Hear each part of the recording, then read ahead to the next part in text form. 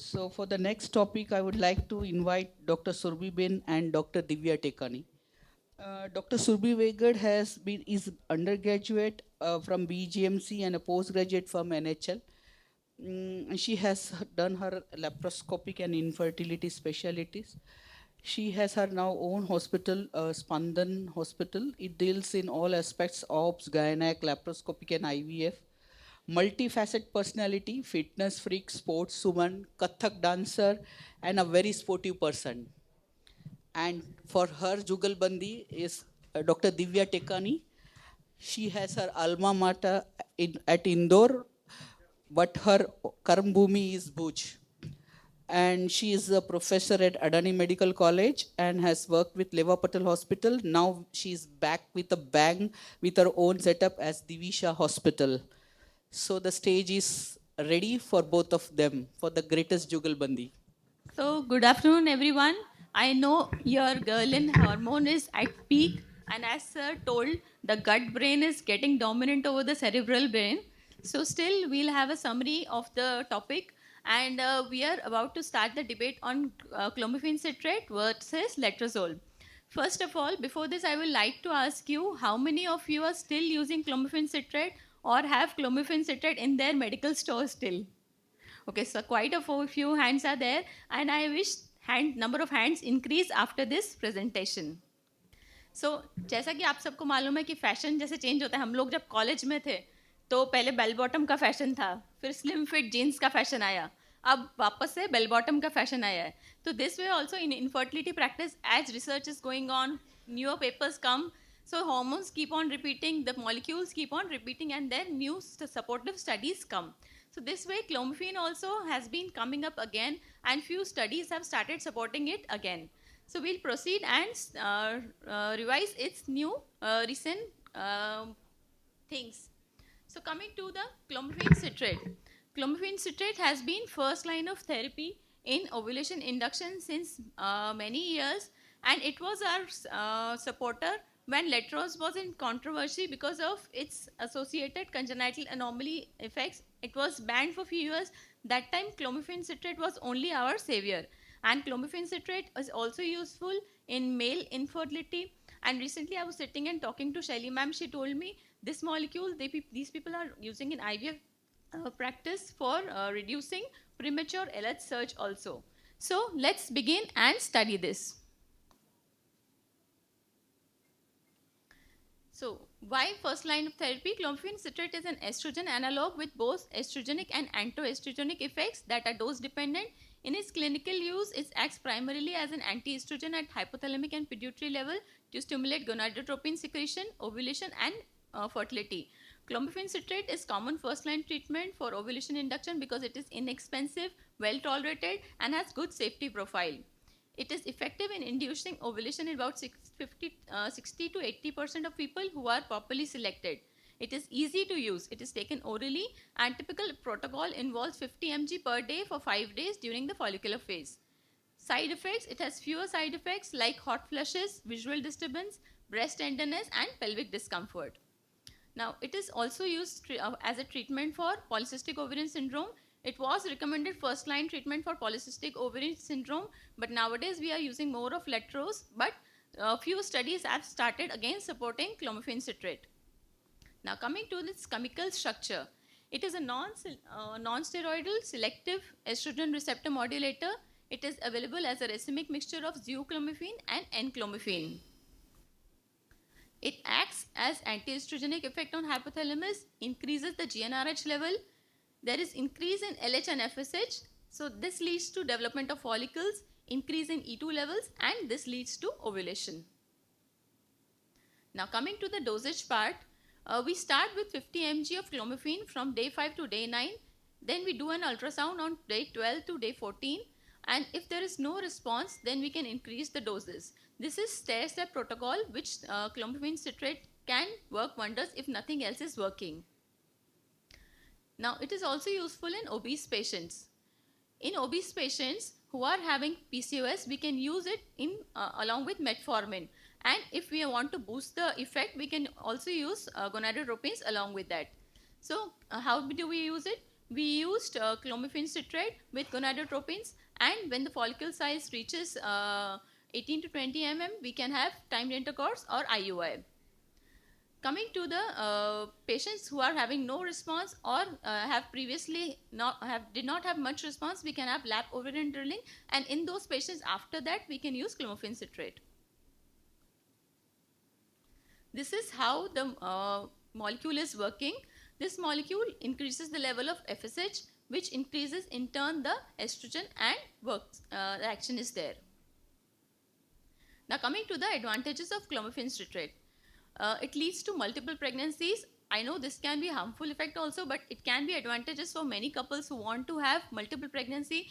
2 pregnancy, लड़का लड़कियां जो भी उनको चाहिए एक ही में, कितने सारे पेशेंट्स ऐसा डिमांड करते हैं कि मैडम हो सके तो ट्विंस हो जाए, ऐसा कुछ करिए.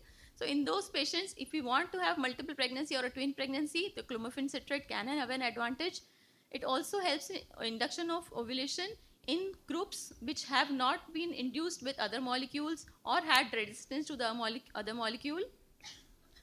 In cases of unexplained infertility, for couples experiencing unexplained infertility, clomiphene citrate can be used to enhance the fertility effect. Secondary amenorrhea. In women with secondary amenorrhea, where we have no idea of the number of days of cycle, in those patients we can directly use clomiphene citrate and have an ovulation induction with clomiphene citrate. Diagnosis of ovarian reserve. It can be occasionally used in tests to assess ovarian reserve, which is an indicator of females remaining egg supply. The response to clomiphene citrate gives us valuable information about ovarian function and fertility potential. Now coming to recent studies. There has been a study that supports clomiphene citrate plus cabergoline versus clomiphene citrate for induction of ovulation in infertile euprolactonomic patients. So in these euprolactonomic patients, when we use clomiphene citrate along with cabergoline, there has been a higher rate of ovulation and high pregnancy rates as compared to CC alone. There is one more study which supports the use of sildenafil citrate with clomiphene citrate to improve the success rate of ovulation in patients with unexplained infertility. In this also, adding sildenafil citrate improves the ovulation rate and increased pregnancy rate when we use CC. Now coming to the comparison of our molecule with letrozole. So it was the first choice of treatment, but recent studies have started supporting it again. It leads to more follicle production, endometrial thickness is less, it leads to multifollicular development, and effectiveness of ovulation is about 70%. Now coming to letrozole. Letrozole is second line of treatment, but again controversy is there, which one first, which one second. It depends upon person to person and which is your line of management according to the patient tailored profile. Less follicular production is there, it is more for endometrial thickness, and it leads to monofollicular response. Effectiveness of ovulation is about 60 to 80%. So again, it depends upon the consultant, what is your experience with your patients, which line you prefer, but recent studies have again started supporting clomiphene citrate along with these molecules like cabergoline, sildenafil citrate, or with gonadotropins. So thank you for a patient hearing. Now I invite Surbhi ma'am to express her views. Thank you. Thank you, Dr. Divya, for enlightening old wine in new bottle. So clomiphene has got its role, it has proven its role, and when you start from day 2 clomiphene, it will give you more folliculogenesis, more number of follicle. If you start from day 5, it will give the increase in the size of follicle which is already recruited. So there are so many different roles of clomiphene citrate. When clomiphene challenge test is there to prove RG that there is a poor of ovarian response is there or not. Shanghai protocol is also using clomiphene citrate, and it is ASHRAE proven. So there are so many things for battle for you. Just I am giving you the tip because you had worked in Surennagar. So I have to give you some tips to fight with Dr. Surbhi. Old is gold and old wine in new bottle.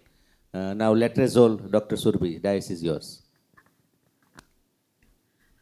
Thank you, Divya ma'am, for that wonderful talk on clomiphene. Towards letrozole now. So clomiphene had many problems.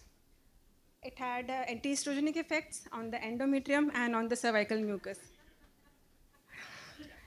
So there was a prolonged accumulation in tissues that was leading to prolonged depletion because of prolonged depletion of estrogen receptors, and this could result in hot flushes, perimenopausal symptoms, and all.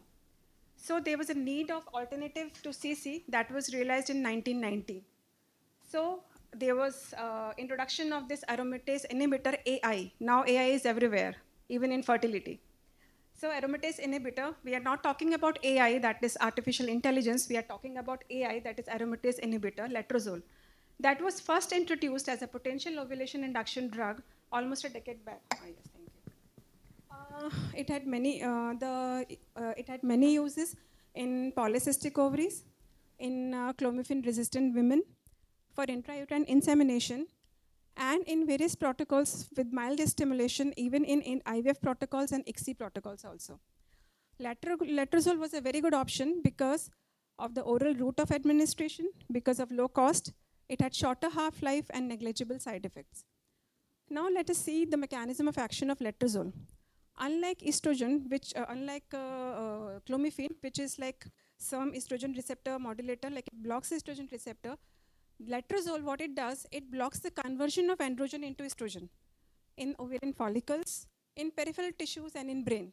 So what does that do? This results in two things. One, the circulating local estrogens, the circulating and local estrogens are decreased, and there's a rise in intraovarian androgens. So when the fall in circulating estrogen, it releases the HPO excess from negative feedback of estrogen. That leads to surge in FSH release, and that leads to follicular growth. Since it does not block the estrogen receptors, the negative feedback mechanism is intact, so that leads to normal follicular growth, selection of dominant follicle, atresia of smaller follicles, and monofollicular growth and ovulation. So what does the rise in intra-ovarian androgen does? It increases the follicular sensitivity to FSH. There's a role of androgen in early follicular development by augmenting FSH receptors and stimulating IGF-1 also. In our previous lecture, we saw that for patients who are poor responders, we are giving testosterone. Basically, the androgen, it increases the sensitivity, it increases the growth factors that leads to better follicular growth. Now comes to the dose of letrozole. Routinely, the dose is like 2.5 to 5 milligram per day for 5 days, from 2nd to 5th day of the cycle, but it can be increased till 12.5 milligram per day. And the best part is, increasing the dose doesn't give you any side effects. It doesn't affect the endometrial thickness. In fact, it gives better follicular genesis, and this dose can be used even in IVF to retrieve more eggs. The pharmacodynamic benefits of AI over this clomiphene, it improves the endometrial thickness, it improves the cervical mucus, it causes monofollicular growth. जैसा Divya ma'am ने बोला कि कुछ patient आते हैं बोलते कि हमको ट्विंस चाहिए, कुछ पेशेंट ऐसे भी आते हैं बोलते हमको एक बच्चा तो है, हमको अभी एक ही चाहिए. So for monofollicular growth, you need this hormone, this medicine. So for better follicular genesis, it may lead to higher pregnancy rate and more chances of singleton pregnancies. The other advantage of letrozole over clomiphene is it does not deplete the estrogen receptors throughout the body, and that keeps the HPO axis intact. And it is short-acting, 45 minutes half-life as compared to clomiphene, which is a half-life of like 2 months. Now come to the letrozole and congenital anomaly risk. एक कहावत है कि बदनामी में भी नाम तो हुआ. So letrozole को बदनाम किया गया because of congenital anomaly risks. So the major setback letrozole faced was in 2005 when Mariko-Bijlan reported overall congenital anomaly rate of 3 to 4%, which was similar to the general population. But the cardiac and locomotor anomalies were higher in letrozole babies. They also reported the low birth weight babies in women with gestational diabetes, those who has taken letrozole. But this abstract was literally criticized on many counts. The major flaw was the pregnancy outcome in this study was compared with the normal general fertile population, which was of much younger women. So the abstract was never published in the peer group journal. And so, but because it was like published in born to the mothers using clomiphene citrate.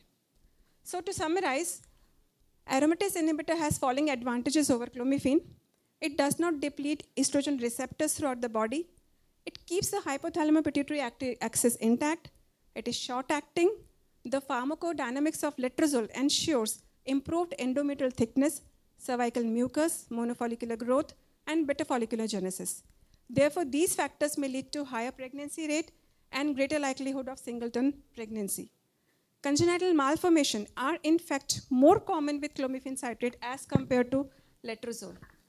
So to conclude, letrozole it is at least as effective for ovulation as compared to clomiphene. In fact, it has added advantages over clomiphene. Many studies have shown letrozole to be as effective as gonadotropins with added advantages of low cost, multiple pregnancy rates. Prolonged use of clomiphene can increase chances of invasive ovarian tumors. इस पे एक छोटा सा to end the topic of discussion, there was a debate कि by letrozole की clomiphene, पर मुझे ऐसा लगता है कि there should not be any debate. We have two things in our armamentarium. We can prescribe letrozole also, we can prescribe clomiphene also. My husband, he always tells me, कभी कभी जब सोलो साइकिलिंग ट्रिप्स पे जाते हैं और मेरा मुंह छोटा सा दिखते हैं तो बोलते हैं कि my sweetheart, I enjoy with my friends. That doesn't mean I don't enjoy with you. So let him go. Let us use both the drugs, be it clomiphene or be it letrozole, whatever is your choice. So thank you so much. Okay તો મહારાષ્ટ્રમાં BJP અને શિંદે શિવસેના બંને જીતી ગયા એમ ને. So thank you very much. You had both narrated subject very well. There are specific advantage of clomiphene and there are specific advantage of letrozole. You cannot compare both because they are two different guns in our armamentarium. You have to use judiciously on particular patient to fire the ovulation induction. I can say that I had published one poster in ASHRAE and one paper that compares clomiphene citrate and letrozole. Both have got 100 cases on each arm.